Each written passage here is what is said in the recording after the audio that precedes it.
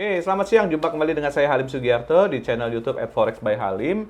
Jadi kalau sekarang saya suka bikin video talk show dengan teman-teman, itu tujuannya tidak lain adalah untuk memberikan pengalaman juga, memberikan edukasi juga. Jadi saya harap dengar video atau nonton video yang saya buat ini ya mudah-mudahan cukup bermanfaat dan sharing-sharingnya cukup mengena. Karena saya selalu mencoba berdiskusi dengan teman-teman yang merupakan seorang praktisi. Jadi praktisi yang benar-benar juga trading di mata uang, trading di emas, bahkan juga bisa membagikan tips-tips kepada kita semua.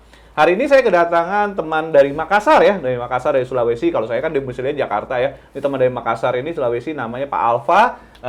Pak Alfa, apa kabar Pak Alfa? Ya, Oke, selamat siang Pak Alfa. Pak Alfa boleh introduce dulu, perkenalan sedikit tentang biografi Pak Alfa, silakan. Iya, jadi nama saya Pak Alfa, asal saya dari Makassar. Saya sendiri sudah trading forex sejak tahun 2014, jadi sudah banyak jatuh bangun juga. Dulu latar belakangnya saya seorang guru, jadi guru kemudian bangun bisnis bimbingan, dan akhirnya sejak 2014 sudah masuk berkecimpung di dunia forex. Ya, seperti itu. Oke, jadi kalau latar belakangnya guru nih, guru itu kan mengajar ya. Pasti banyak yang seneng ya, maksudnya gini, passionnya untuk ngajar itu pasti mesti ada, ya nggak? Passion untuk ngajar itu mesti ada, ya kan? Jadi mau coba belajar ini juga sama juga kan? Mungkin kalau kenapa mau trading online pasti ada alasan-alasan juga dong. Kira-kira alasannya apa tuh Pak? Ya, karena saya melihat ini kan trading online ini kan artinya lebih bagus untuk dibandingkan dengan bisnis konvensional. Karena online sendiri kan kita tidak perlu membutuhkan pegawai, kemudian online kan sifatnya lebih bagus, bisa dilakukan di mana saja. Tidak terbatas oleh waktu, kemudian penghasilan kita itu ditentukan oleh kita sendiri gitu loh. Dibandingkan dengan bisnis konvensional yang mungkin harus setiap hari ada jam kerjanya dan sebagainya, setiap hari harus menggunakan pegawai, memikirkan pegawai, pembukuan dan sebagainya. Ya, seperti itu. Jadi makanya saya lebih tertarik untuk menekuni bisnis trading forex untuk saat ini. Jadi kenapa? Jadi kalau satu alasannya adalah melihat fleksibilitas ya Pak ya? Iya, fleksibilitas. Nggak usah terlalu banyak ngurusin kayak karyawan lah, bikin laporan dan sebagainya. Tapi fokus pada bisnis trading online karena melihat ada potensi bisa mencari uang tanpa terlalu banyak melibatkan karyawan. Iya, gitu ya Pak ya? Iya, betul. Oke. Terus dari 2014 ya Pak ya? Berarti sekarang 2014. Ini kurang lebih udah 7 tahun ya? Udah 7 Boleh tahun. cerita pengalaman awalnya gimana nih? Kenapa bisa itu? Jadi kan tadi tertarik nih, pasti ada sesuatu lah yang bikin inilah. Karena lihat screenshot profit biru-biru apa gimana nih Pak? Biasa kan ada screenshot biru-biru kelihatan itu menarik ya Pak. Nah, gimana ceritanya Pak? Jadi dulu awalnya sih itu ditawari teman dulu, sahabat, ditawarin teman untuk terjun. Tadinya kan nggak tahu buy sell sama sekali. Oke, jadi buta sama sekali ya awalnya? Sama sekali buta. Kemudian ditawari teman untuk gabung, akhirnya gabung di salah satu pialang lokal. Oke, di pialang lokal. Di pialang lokal di situ nggak ada pengetahuan sama sekali, bahkan untuk mengklik buy dan sell saja itu tidak tahu apa itu buy, apa itu sell gitu. Tapi langsung pada saat itu langsung depo dan langsung akun real tanpa diajari sama sekali, jadi nggak ada edukasi sama sekali. Itu jadi waktu pertama terjun kurang sekali ya pengetahuan. Sama sekali malah nggak ada. Jadi langsung depo akun real, coba dulu. Jadi prinsipnya coba dulu, nanti baru belajar gitu. Sebenarnya kan gawat sekali ya berarti ya. Terus oke. Sebenarnya kan yang benar kan harus belajar dulu, baru pakai akun demo, baru kita menggunakan akun real seperti itu. Nah, alhasil di situ saya rugi sampai ratusan ribu dolar. Waduh, berarti rugi banyak ya Pak ya? Rugi banyak juga. Ya? Itu jadi sebenarnya gini loh. Pak Alfa ini waktu terjun ini benar-benar sama sekali belum tahu sama sekali malah ya? Belum tahu sama sekali Pak. Bahkan untuk membaca apa itu support dan resisten itu saya nggak tahu. Oh gitu. Oke. Pengalaman buruk sekali Pak ya? Buruk sekali. Berarti pasti stres sekali dong waktu itu ya? Ya nggak bisa makan, nggak bisa tidur. Oh gitu ya, gila. Terus mulai sejak mengalami kerugian itu untuk bangkit lagi itu gimana tuh Pak caranya? Ya, jadi pada saat mengalami kerugian itu saya menganggap bahwa sebenarnya bukan dari bisnis trading forex-nya yang bermasalah. Karena sebelum mengalami kerugian itu saya sempat untung juga. Dan untungnya juga gila-gilaan. Sehari bisa 10% pada saat itu. Oh iya? Oh gitu. Jadi saya pernah tarik untung satu hari 10%. Tapi dari situ kan saya menganggap bahwa enak ini dapat uang cepat. Ternyata setelah saya jalani kan ternyata satu hari 10% itu malah nggak konsisten. Malah justru saya greedy gitu loh, menjadi lebih greedy. Serakah ya. Menjadi lebih greedy sehingga di situ akhirnya malah justru terjun bebas seperti itu. Karena mungkin ada overconfidence juga nggak Pak? Ya, overconfidence. Jadi saya menganggap bahwa bukan bisnis forex-nya yang salah, tetapi dari cara saya trading yang salah. Karena tadi ya salah satunya belajarnya telat ya? Ya, cara trading saya yang salah, makanya akhirnya saya ikutlah macam-macam edukasi, mulai dari Astronaci, Trader Family, dan sebagainya, seperti itu. Jadi dari situ Anda mulai belajar ya Pak? Dari situ saya mulai belajar bahwa memang ternyata ada orang yang bisa sukses di trading forex. Makanya di situ saya belajar seperti itu. Jadi Pak Alfa start belajar dari satu program ke program lain, terus mereview ya, cari-cari yang bagusnya di mana gitu ya. Kira-kira seperti itu kali Pak ya? Betul. Terus sekarang ini gimana Pak? Kalau lihat dari pengalaman Bapak yang tadi itu, lihat sekarang market kira-kira untuk recovery udah mulai bisa belum Pak? Gimana Pak? Iya, sudah. Ya, saya jalankan semua bisnisnya dan ya puji Tuhan udah bisa recovery lah dari sejak yang kemarin loss kan udah bisa balik lah. Tapi semua bisnisnya kan segmennya dijalankan dari IB, komisi dan sebagainya. Jadi ternyata Pak Alfa ngelihat bahwa trading aja mungkin ada kelebihan juga kalau misalnya bisa menjalankan bisnisnya juga ya Pak ya? Iya, sangat bisa. Jadi ternyata ya dari kesimpulan yang diambil dari Pak Alfa ini ternyata kalau kita lihat trading ini bukan cuman trading aja. Kalau Anda bisa jalankan semua paket terkoneksi ini akan korelasi ini mungkin bisa menambah income juga ya Pak ya? Betul sekali. Terus balik lagi Pak. Soal visi dan ke depan ini nih Pak, kira-kira gimana? Apa target Bapak nih kira-kira? Ya, visi saya ke depan ini artinya ingin membangun trading yang sehat untuk masyarakat. Trading yang sehat itu seperti apa? Jadi trading yang sehat itu artinya betul-betul memang berorientasi trading forex itu layaknya seperti sebuah investasi. Ya, bukan seperti kayak bisnis kita misalnya jualan cilok yang seperti dibilang Pak Abraham gitu kan, sehari bisa untung 30%. Nah, itu kan ini kan tentu saja dua hal yang berbeda, nggak bisa digabungkan karena trading forex itu lebih ke investasi gitu. Jadi saya ingin membangun sebuah investasi yang sehat gitu. Tidak seperti kebanyakan di luar karena di luar kan banyak sekali yang nakal-nakal seperti itu. Yang nakal ini maksudnya apa nih Pak? Yang nakal? Nakal sekali contohnya misalnya dari broker-broker lokal, misalnya pialang-pialang lokal itu mengatakan, profit 10% per hari, gitu. Dijanjikan profit 5% per hari, atau misalnya bisa sampai 100% per bulan. Nah, itu yang seperti itu, bahkan menjanjikan fix. Nah, sebenarnya kan fix kan justru malah tidak boleh. Nah, seperti itu. Jadi yang nakal ini pialang apa oknumnya nih Pak? Oknumnya. Bukan pialangnya ya. Kalau pialangnya biasa aja. Tapi kalau Pak bilang ya, tidak ada masalah bisnis forex itu ya. Ya, tetapi oknumnya ini kan justru banyak yang menjanjikan keuntungan pasti. Terutama seperti yang kita ketahui kan keuntungan pasti cuma ada di deposito. Deposito pun itu yang dijamin pemerintah itu juga cuma sampai 2 miliar loh Pak, setahu saya loh. Ya kalau punya duitnya 10 miliar yang lain juga belum tentu dijamin. Oh iya Pak. Tadi bicara soal ini, sebenarnya ini bukan cuma, saya rasa case-nya bukan di pialang lokal aja ya, mungkin di mana-mana seperti mungkin di yang menjanjikan itu bisa di mana aja ya Pak ya? Iya, betul. Mungkin ada beberapa yang menurut Pak Alfa ini agak, yang penting itu hasilnya jangan di luar ini ya, jangan di luar rasional gitu Pak ya? Apa gimana tuh Pak? Betul. Karena kan banyak juga mentor-mentor yang menjanjikan, ini signal saya 100% akurat gitu loh. Saya nggak anti loss apa dan sebagainya. Nah, itu yang banyak merusak. Nah, makanya saya ingin membangun sebuah citra trading yang sehat. Artinya trading yang betul-betul murni layaknya sebuah investasi dengan profit yang bisa konsisten tiap bulan tetapi tetap dengan cara yang sehat seperti itu. Cara yang sehat artinya dengan profit yang realistis. Profit realistis itu berapa sih kalau menurut Pak Alfa? Ya, kalau saya profit realistis artinya di atas, yang jelas di atas bunga bank. Mungkin bisa ibarat kata misalnya bunga bank sekarang 6% lah, anggap 5%, 6% lah. Mungkin dua kali lah kalau kita bicara realistis. Artinya di angka 15%, 20% per tahun. Seperti itu. Itu cukup realistis ya. Yang penting kita bisa melakukan konsisten ya Pak ya? Ya, karena kalau kita melihat dari tingkat inflasi juga kan yang jelasnya kan di atas inflasi gitu. Betul. Kenapa kita tidak mau deposito di bank? Karena kan inflasi lebih tinggi dibandingkan dengan bunga deposito. Oke. Nah, jadi kalau kita menaruh investasi, lebih tinggi daripada inflasi, berarti kita sudah profit, ya, udah untung. profit Karena sebenarnya. kalau inflasinya lebih tinggi dari deposito, otomatis nanti kita nabung duitnya tahun depan nggak nambah ya, karena kan mau belanjanya juga ini ke alamat inflasi ya. Iya. Oke, terus jadi gini Pak, kalau menurut Bapak untuk kedepannya sendiri industri forex ini kira-kira masih akan berkembang atau gimana? Apa kira-kira akan surut karena ada bisnis lain, mungkin kripto dan lainnya, kira-kira gimana nih Pak?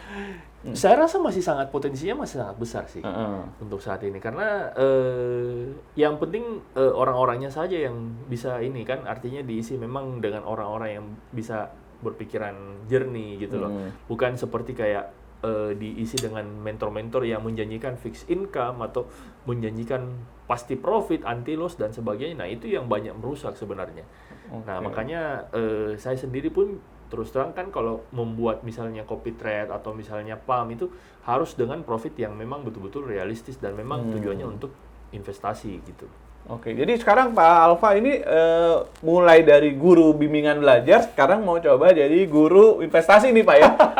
Terutama kan gini, soalnya satu lagi Pak, kalau misalnya sekarang Bapak kan domisili di Indonesia Timur ya, Sulawesi. Memang kita tahu perkembangan teknologi saat ini bisa menjangkau semuanya. Tapi apakah tetap ada dirasakan perbedaan nggak Pak, waktu secara mungkin secara tidak terlihat atau kasat mata. Jadi kalau misalnya sekarang contohnya kan kalau dulu ya belum ada teknologi kan merasa kalau di luar Jawa itu kayaknya susah. Kalau sekarang ini gimana Pak? Kalau sendiri di Makassar itu gimana Pak? Ya, jujur saja sih kalau Makassar itu memang untuk dari segi ya namanya Indonesia Timur, pendidikannya memang masih agak berbeda dengan di Jawa ya. Nah itu nggak bisa dipungkiri lah, karena artinya kan memang pemerataan pendidikan di Indonesia memang masih belum merata. Jadi kalau di kota saya memang saya sendiri pun belajar edukasi pun di Jawa gitu. Banyak ya, oke. Ya, kalau di Makassar saya pernah, tapi mungkin nggak sebanyak yang saya pelajari di Jawa gitu.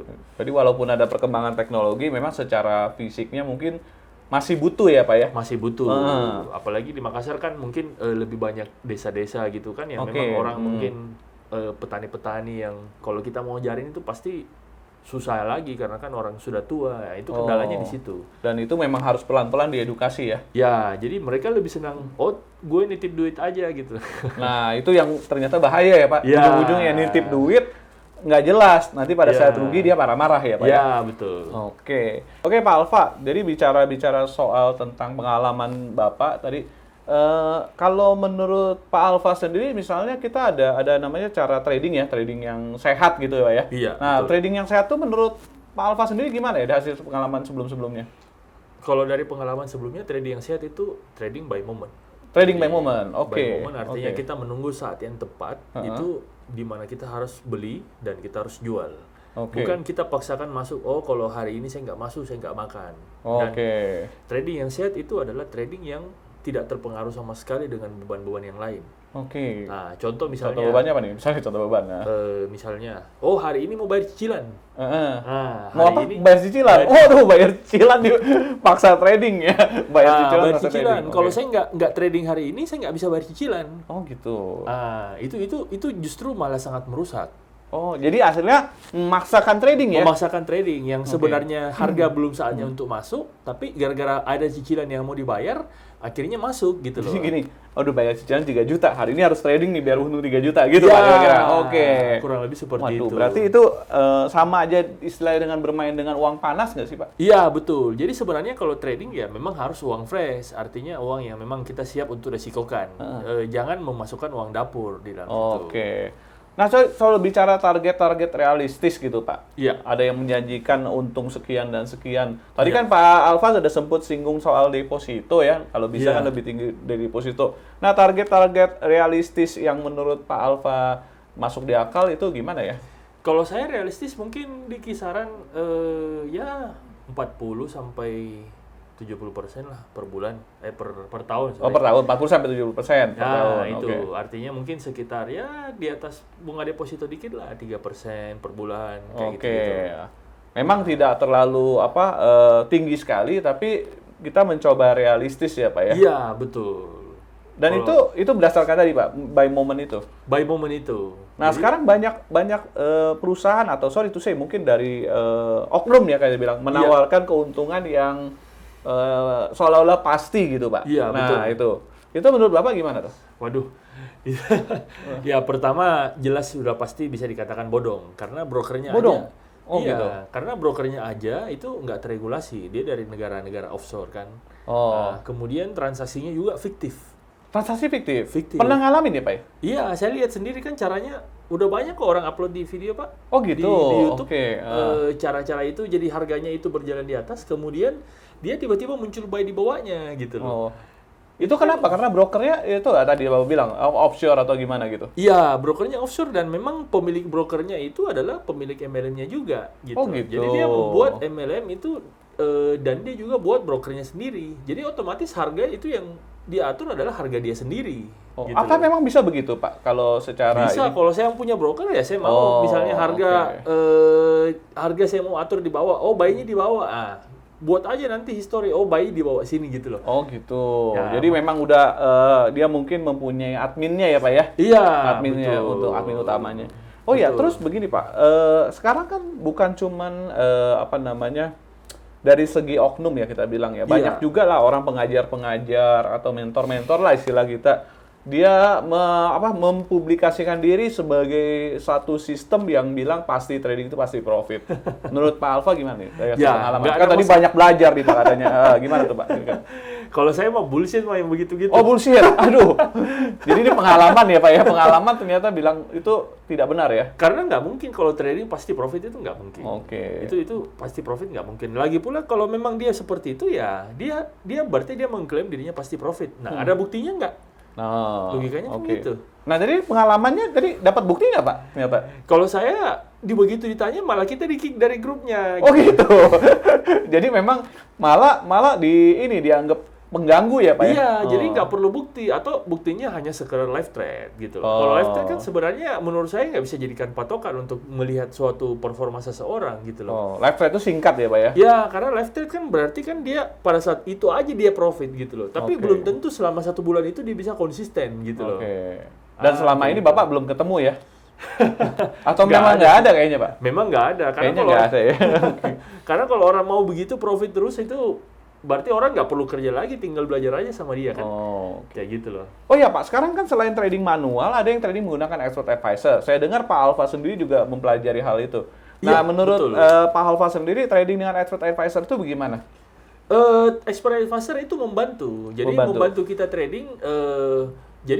Membantu pekerjaan manusia lah intinya. Jadi artinya kita nggak perlu berada terus di depan chart, tapi sudah ada expert advisor yang membantu kita melakukan eksekusi. Oh, Cuma itu yang saya sampaikan bahwa semua expert advisor itu bisa kita kerja juga dengan cara manual. Oke. Tapi tidak semua manual bisa dibuat jadi expert advisor. Makanya Oke. kalau mau dibuat perbandingan, perbandingannya tetap dari segi profit, potensi manual itu bisa tetap lebih besar dibandingkan dengan expert advisor. Oke, jadi kalau lihat gitu. sebenarnya expert advisor itu bagus ya Pak ya. Bagus. Cuman kalau mau dapat profit lebih gede, tetap manual kelihatannya bisa lebih manual unggul ya. lebih jauh lebih unggul. Cuma expert advisor mungkin lebih menghemat waktu. Menghemat waktu dan Oke. manual itu masing-masing ada plus minusnya Pak. Jadi kalau manual itu dia terpengaruh dengan psikologi. Oh, Seperti iya. yang saya sampaikan tadi, mau bayar cicilan. Oh iya iya. Tapi kalau expert advisor itu kan dia nggak terpengaruh psikologi. Jadi kalau nggak ada momen ya dia nggak masuk. Masa bodoh ya? Masa bodoh. Masa bodoh. Oke. Gitu. Tapi kalau manual itu kan banyak faktor. Oh ini bulan ini tagihan saya sekian. Ini ada tagihan besok ini. Oh besok saya mau beli beras ini apa. Itu banyak mengganggu. Tapi kalau expert advisor kan aturannya udah baku. Nah, satu lagi nih Pak, Betul. soal psikologis nih. Iya, Nah, betul. kira-kira soal psikologis ini menurut Pak Alfa itu penting nggak di dalam trading? Iya, sangat penting sih menurut Penting saya. ya? Oke. Iya, penting sekali. Karena kan kalau kita misalnya sekarang logikanya gini loh. Seorang George Soros ya yang memang sudah tahu seperti itu. George Soros tapi tiba-tiba misalnya di rumahnya mungkin dia tiap hari ribut di rumah. Pasti tradingnya juga kacau gitu loh.